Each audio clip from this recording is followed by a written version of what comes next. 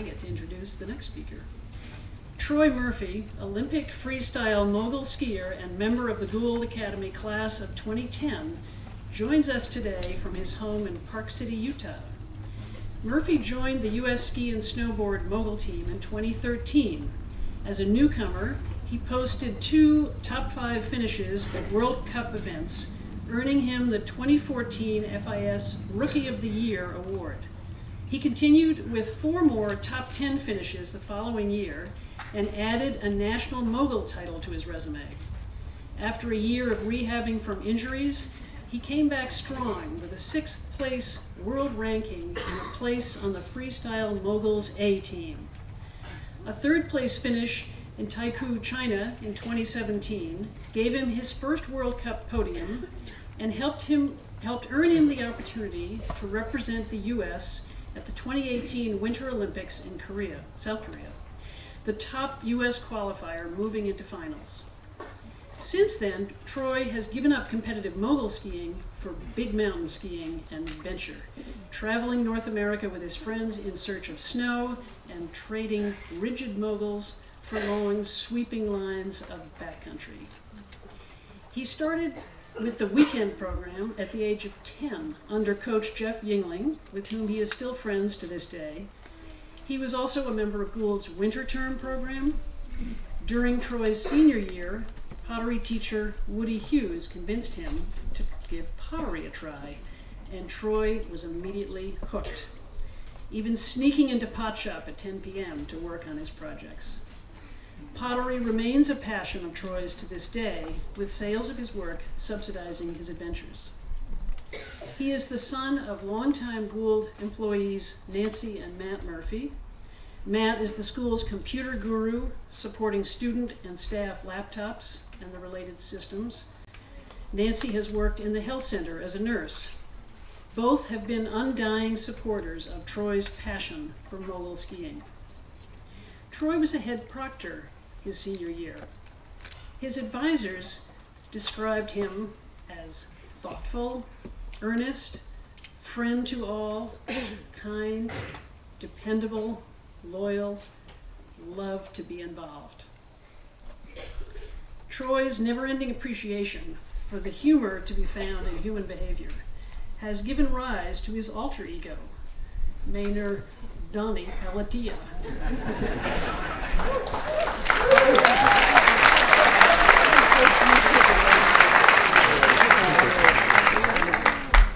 Always a quick wit to go with the focus and intensity that helped Troy to become an Olympian athlete. We are extremely privileged to have Troy with us today to share his thoughts with the class of 2019.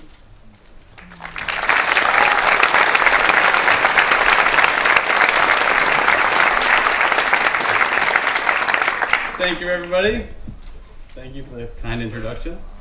To all the Gould faculty, staff, family, and friends, and most of all the class of 2019, thank you so much for being here, for having me here.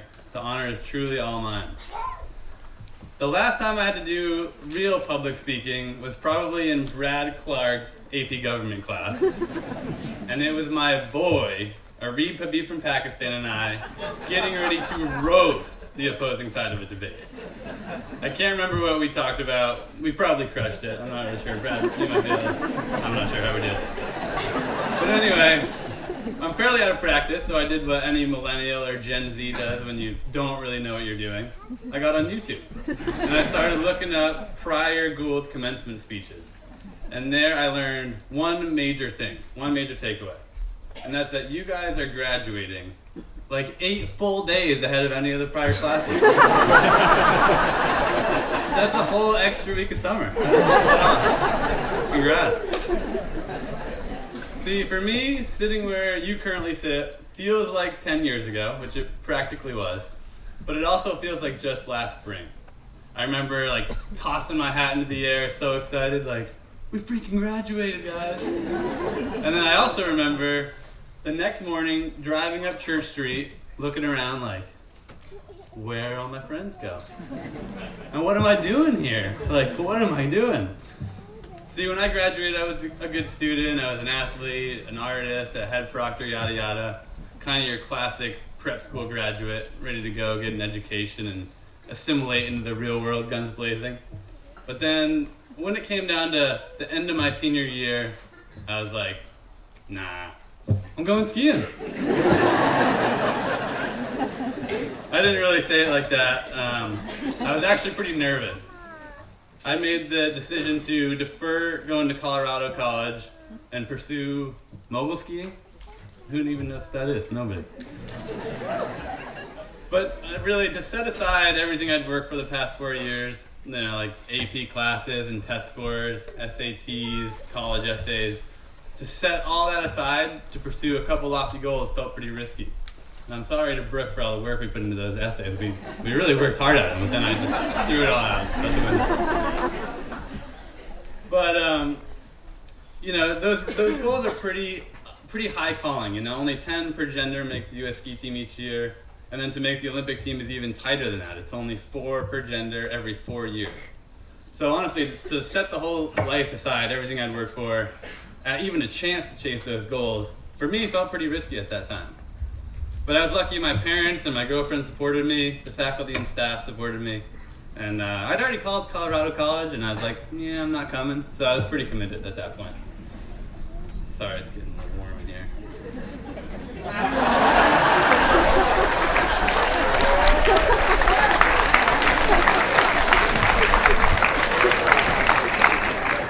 So, when I set out from here in 2010 to chase these goals, I thought I was this big hotshot skier. I'd won like a couple regional events or some event in Maine. I was like, yeah, I can do this.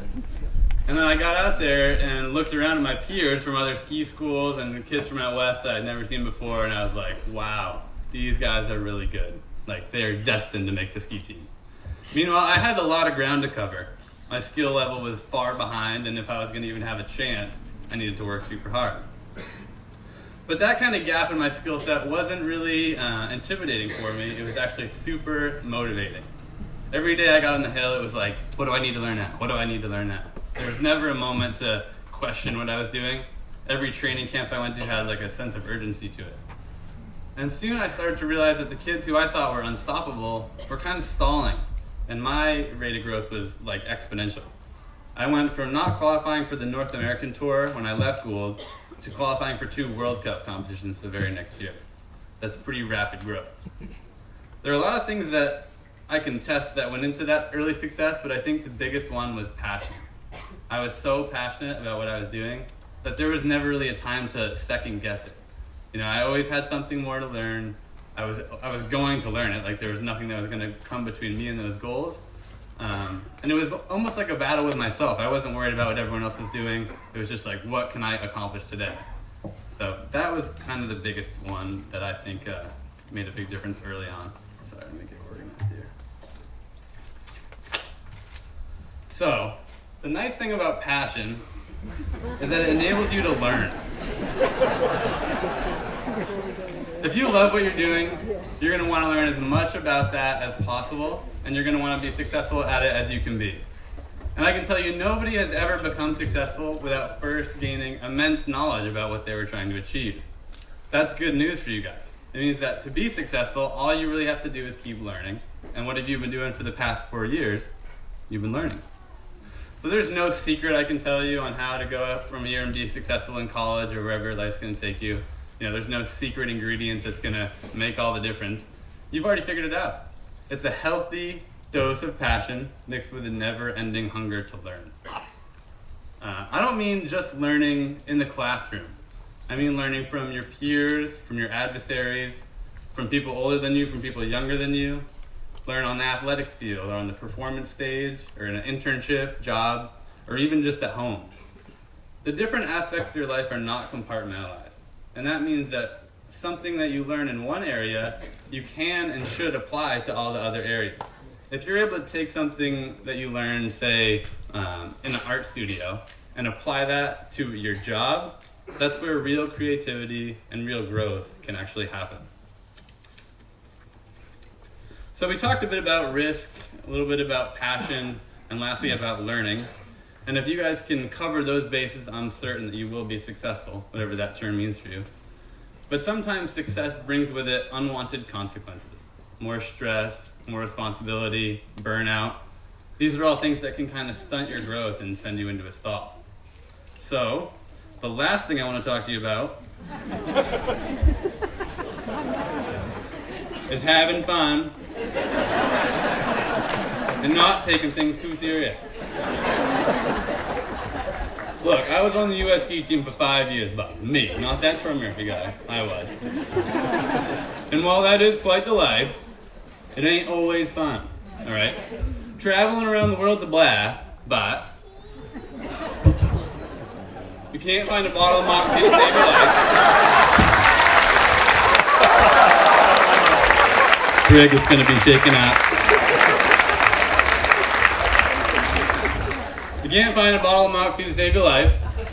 And when you've been sitting on an airplane for 15 hours flying to Australia, and then you get there and you got to drive another 6 hours out through the outback or whatever to get to where you're going, and then you get a crappy night's sleep because you've been jet lagged, and then you wake up the next morning, you got to go train and it's pouring rain, freezing cold, and you're sopping wet. That ain't fun, let me tell you. Or when you've been working on some run you've been trying to complete for 4 years, maybe even longer than that, and you get to one of them World Cup competitions and try to do that run, you make it across the finish line all excited like I friggin' did it, dude. And then the judges look at you like, nope, Bob, that weren't it.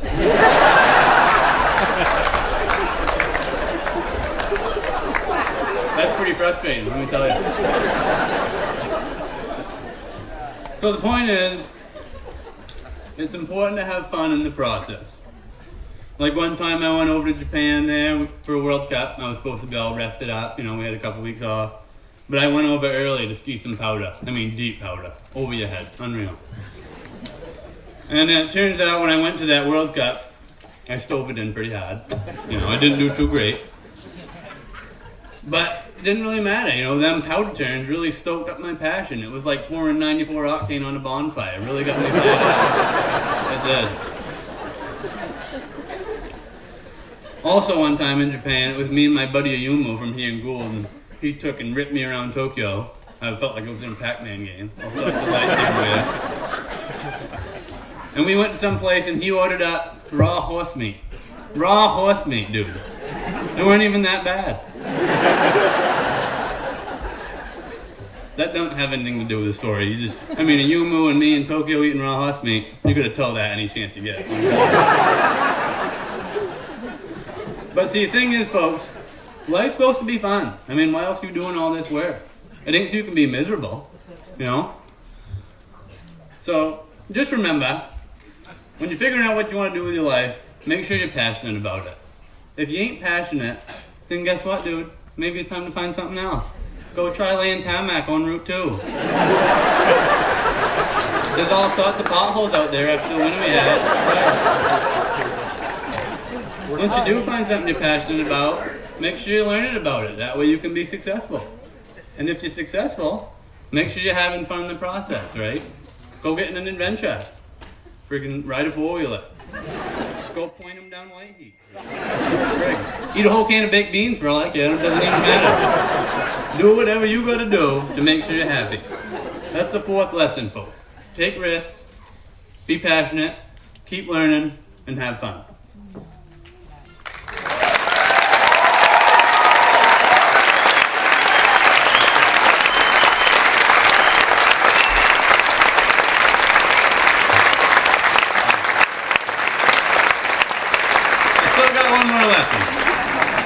The fifth lesson, never go full time. Never. I want to wrap this up real quick with one different story. One where I can thank you guys.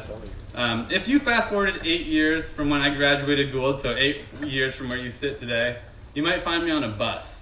And that bus has taken me from my first ever Olympic competition run, where I qualified in 4th, to the athlete village where we were going to get changed, and then we were going to go march with Team USA in the opening ceremonies. If you can tell me when I'll have a better day than that, please tell me, because I can't wait. That was a pretty surreal day. But when I sat on that bus, it was the first time I got a chance to check my phone. And as I was scrolling through, the outcry of support was just unbelievable. So many people are like, congrats Troy, like we've been so excited to follow you. And I remember seeing a photo of your faces sitting right there in the dining hall cheering me on. That was pretty surreal. to think that I was 8 years ago a kid sitting in the dining hall, hopefully not during formal dinner, kind of biting my nails like, ooh, am I making the right choice? My friends are going to school, I'm going to be a ski bum. To go from that to 8 years later, having accomplished those goals and still having you guys support me, that was pretty special. So thank you very much. Remember to take risks, be passionate, keep learning, have fun, never go full Donnie, okay? And congrats on all you've accomplished for the past 4 years. I can't wait to see where you guys are in 8 years. I'll be supporting you. Thank you.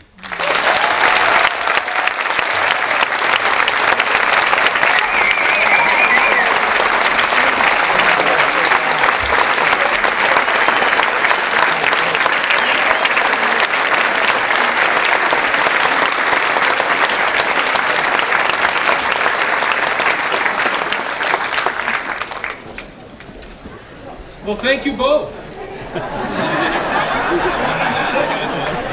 Thank you both.